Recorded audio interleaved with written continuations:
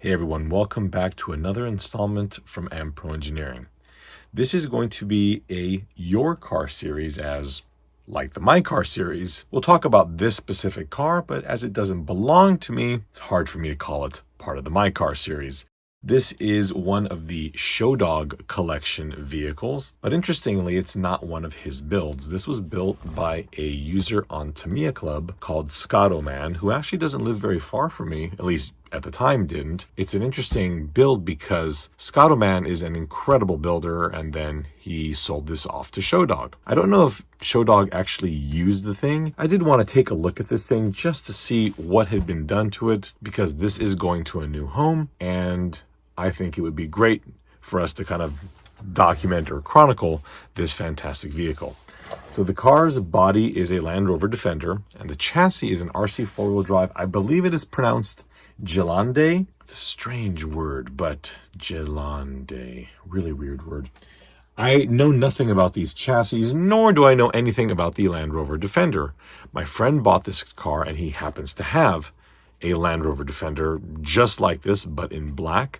So he was really excited when this thing came up and really wanted to get his hands on it. This car is really heavy.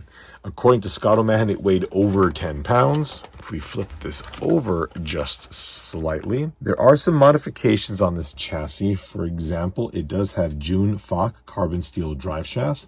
These are the same brand that I use on quite a few of my vehicles. I really like these. He installed a light kit on this vehicle. I believe I have done a review on this in the past. Some of the interesting things that he has done is gone to a significant amount of effort to nicely tidy up all the wiring. Okay, so you can see that in the back right there, kind of in the middle, excuse me, they are all hot glued into place, then bundled and further hot glued into place until they get to the rear of the vehicle. I also had noticed the 12 gauge wiring right here, I believe going to probably the ESC, but there is a Dean's connector right here. What Skottoman did is he ran the power so that you could just strap your battery in somewhere back here, I guess.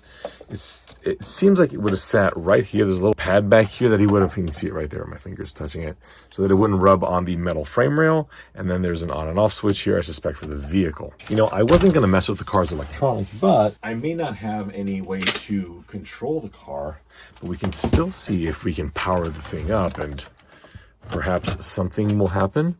So let's get the power lead here. For those of you curious about a buyer's guide on the RC4WD drive Gelande, that is definitely an option in the future. I don't know anything about this chassis, so it might be a little bit difficult for me to figure out what it's about, but I can give it a shot. So let's turn the power on here. Okay, cool. We are getting some lights. So we have our headlights, our auxiliary lights. This is a parking light, and that is a parking light, and I'm going to assume that that down here would be the turn signal. Really nicely done. Nice and bright from the front, it really is. Let's see what's on at the rear. Anything at the inside? No. At the rear, we have our driving light. I suspect that would work the brake light as well. And then you have all these other lights. Boy, Land Rover added a bunch of lights to the Defender. But oh, hang on a second. Look what we have here.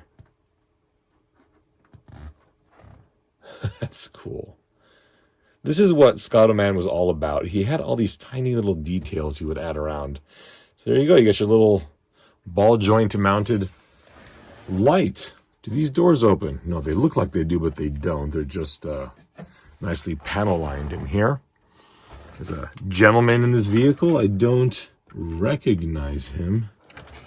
If anybody knows who this guy is, he looks like a really good figure. Nice and adjustable. Love that shirt. There is a dog, and again, I'm sorry the vehicle's dirty, but it doesn't belong to me, and I never got the okay to clean the car. So, you know, people can be finicky about how they detail and clean stuff, so I don't want to, step on anybody's toes. Little dog right here. Can't tell what's in the back. Apparently this belongs to a hunter, as there's some firearms in there. Propane bottle sitting right there on the floor. Skottoman in a lot of his photographs, had quite a few things piled up over here. This cage is very nice, all metal. Vehicle, again, is painted in this yellow. It's quite nicely done. A little bit of wear and tear here and there, but overall, it's very well maintained, other than being a little bit dirty. One major thing is, I don't know if this was Skottoman or if it was Shodog, but it had been sitting on its tires so long, they're completely they're gone. So they will need to be replaced. I did manage to roll it roughly 180 degrees, but the tires are toast. So this basically, anybody who currently is storing their cars like this is a terrible idea. Store them off the ground on something. That's how every vehicle I have is stored. Interesting thing, this bumper is incredible. This is all metal. This wire mesh here looks beautiful.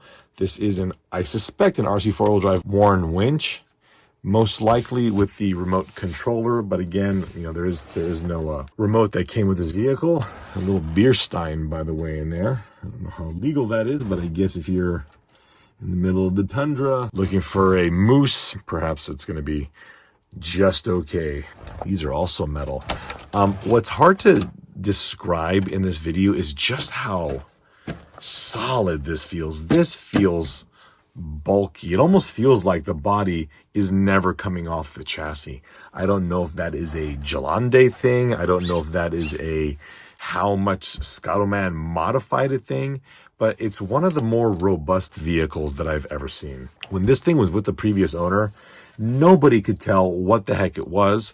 It wasn't until by chance I stumbled across Skottoman's Tamiya Club page where I found this. He has a full build, and there will be a link in the description to Tamiya Club where he goes over the entire vehicle. This would turn into a 6-hour-long video, and usually the My Car series we try and keep kind of down to little snippets on people's creativity and the story behind the car. Again, I'm really happy that I got the chance to touch and work on and see this car, because it wasn't built by a really, really skilled gentleman and then purchased by another really, really skilled person. I hope you enjoyed this video. Really, really cool car here. I'm excited to hand it over to the new owner, and this is going to be a seriously well-loved vehicle. Thank you all so much for watching, and we'll see you next time.